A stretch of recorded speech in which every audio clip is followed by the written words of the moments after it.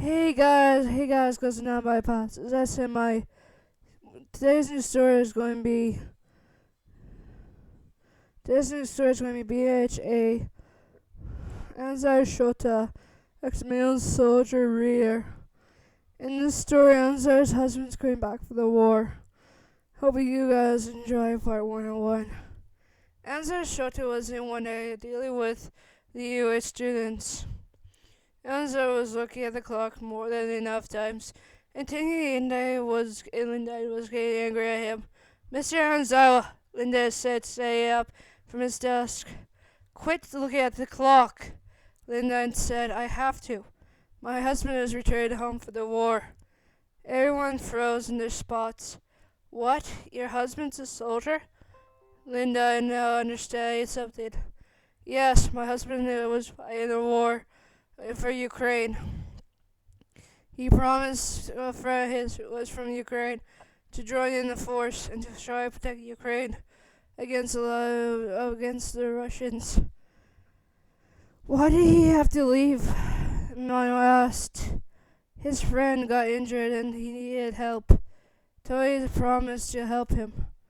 Toya said, looking, Toya, my husband said, he'll help his friend with his country. Aizawa said, remembering his husband's words on the phone with his best friend and colleague. Aizawa looked to the clock again. He's supposed to be home after the last few months of being away, Aizawa said. It's the start of the year, Milo said. Is he a teacher? Yes, he's supposed to teach the first day of when school starts, but he got stuck back in Ukraine. Aizawa said, because the plane couldn't really fly back then, Aizawa said, but today is the day he returns. Aizawa said, looking to his students, why is he's from Ukraine. He moved to Japan to get a better life. He left his best friends there, and he said that he'll return if anything happens. He's a Ukrainian pro hero as well, so he had to fight with his people. Aizawa said, looking to them, being Ukrainian pro hero, you have to do as said to protect the people of Ukraine. Aizawa looked. His family was from Ukraine. Some of his family is from Canada, and some of his family is from other parts of the country. He doesn't really talk about his other parts of his family, but his one family from the Destiny side was from Ukraine. He cared for his family, so he wanted to do everything in his mind to protect the Ukrainian people. Aizawa looked at the picture of his husband. He did everything in his mind to protect his family. His great-grandmother was from Ukraine. He always wanted to help the Ukrainian people. He became a pro hero once he got out of high school. He was the only pro hero ranked number 1 in Ukraine. As I remember that day. Then he proposed to me. He lost his grandmother a long time ago. Then his grandfather a few years after, when he was, I don't remember what age he was. As I was sad, looking sad. He lost a few family members, but he still sees them with his gift. As I remembered. I wish he could just tell me all the way he feels. As I was sad, looking to the clock again. I should get to the airport. Mick will be teaching you right now. As I was sad, looking at Mick, stay there. You ready to go to the airport? Yes, as I was sad, smiling. Take good care of them. As I was sad, smiling, grabbing his stuff to go. See Toy for me, say hi to me. Say hi to him. As Mick said, smiling as I said as well. Will do. As I said, walking to his car, walking out of the school classroom. Don't try to blow their eardrums, Mick. As I said, smiling. I promise, as I will. Go get your husband, Mick said, smiling. Watching as his husband watching as his best friend leaves. Let's just talk more about today, shall we? Mick said, smiling. Yes, Sensei, and Professor Mick, the student said. Well, Tony was the best student in UA High. He was a top graded student, always helping out the community. He always worked with a lot of superheroes in his internships and work studies. He has his own heroes course that he takes care of. He has a school he runs and a lot of things, Mick said, smiling. He has so many things to do that he runs businesses to help with his franchises and to help the quirk lists and the mutation quirk users. He has a lot of things and he works for people that have mental issues to understand that they have a place in this world, Mick said, smiling. He does have mental issues, but he tends to hide the fact that he does, Mick said. He is always one thing or another. He got bullied in his elementary time years, but he never showed how hard he fights. He has brain issues, but he always fights when he feels pain. He doesn't want to take a medication for it. He says that he's fine, but in reality he's in pain. Mick said, looking to the window. Tony always had a smile on his face, always put everyone before him. Even if you were a spirit, he will put you before him. If you're an angel or a demon, he'll put you before him. If you're a Greek god or a god, he'll put you before him. Tony never once put himself in place. He always put others in front of him before he took care of himself. Tony put toys into action. He took care of toys that were injured, and he did a lot of things that others thought no one could do. Tony took care of animals that he put them in before him. There was only one animal he was scared of, which were golden retrievers. The male ones were the ones that don't understand him, and he scared the bejeebers out of him. But he always understood how fear-taken and how aggressive they are, but he still tries to get used to them.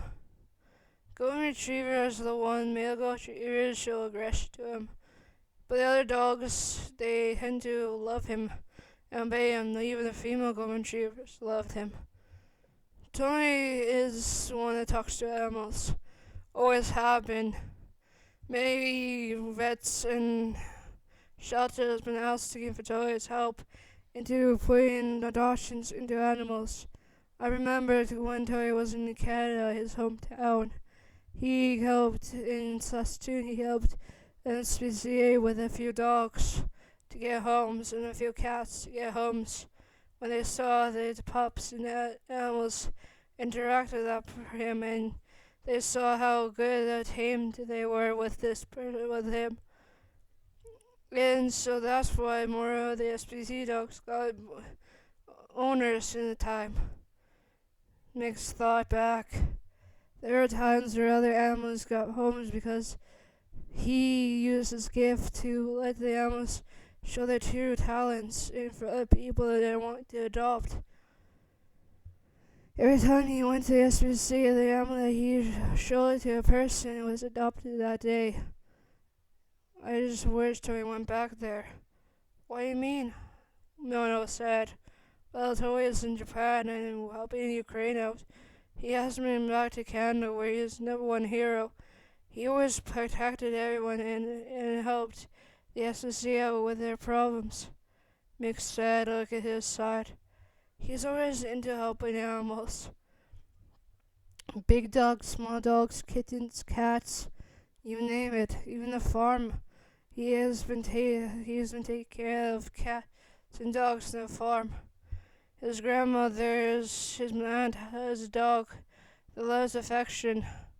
There was one day when he was a kid, his uncle and aunt couldn't really teach a dog to do tricks or to make them sit and stay. Well, he told the dog to roll over and sit and stay. That was one time that the shock of the aunt and uncle was in the eyes. It took you months for them to try to teach that to Pop. I guess you can say his gifts are what makes him who he is. Miles said, Yep. Mick said, looking to the window again. He has been helping so many people that he doesn't help himself. Every time he's sick, he thinks it's fine. Even when he gets to the part where it's worse, he has nasal drift. That nasal drip is causing him more problems than ever. He has ear infections. He has tubes. I just got aware that his tube is now his eardrum. Instead of coming out of his ear, it got lodged in his eardrum by going backwards instead of forwards. Then going out, it went back in. It went in deep to the eardrum. He still hears a little bit, but it hurts him when he talks. It hurts him when he does stuff. It hurts him when there's loud noises from trains or other things that make loud noises. His PTSD kicks in. He thinks there's gunshots or attacks or lets a firework. Mick said, looking to the side. For being bullied at grade 1, he sure is going through a lot. Mick looked at the kids. So once he teaches you guys, this means you, Bakugo. Please understand that he's trying to be a good teacher, even though it's PTSD and his other conditions are causing him to think differently about people. Alright? Yes, Sensei. The student said, looking at Bakugo. Yeah, sure, Bakugo said. Thanks. Mick said, smiling. He needs a lot of help. That's why I want you guys to help him. Mick said. Meanwhile, in the airport, Aizawa saw his husband stay with his group of friends. Hey, Aizawa said, smiling. Hi, Toya said, smiling and wrapping his hands around Aizawa's body. I missed you. How was Ukraine? Fine. We helped as best we could, Toya said, waving to his friends. You all did good, men. You can go back to your family now. The men smiled and waved back. Thank you, sir, they said, running to their family members. Should we get going? Toya said, bowing to Aizawa. Even though Toya was small in height, Aizawa knew that Toya was average to him. Yeah, let's get going, Aizawa said, grabbing Toya's bag. So Ukraine was different for you. To my great-grandmother's homeland, I did something for it to protect their people, Toya said, smiling. One day, Ukraine will be safe, I swear. To the name of the God in heaven's name, I wish it would be safe one day. Don't worry. I know World War III has happened right now, but I promise you everything will be alright. As I kissed Toya's head. I know, it's just I worry, Toya said, looking to the side. I worry that my grandmother's homeland is going to be destroyed. Everyone's going to die, and I'm not there to save them, Toya said, crying. As I lifted up Toya's head, wiping the tears. Hey, everything's going to be alright. No one's going to die. I know, Toya said, looking to the side. I love you, Aizawa. I love you too. Well, you guys enjoy part 101.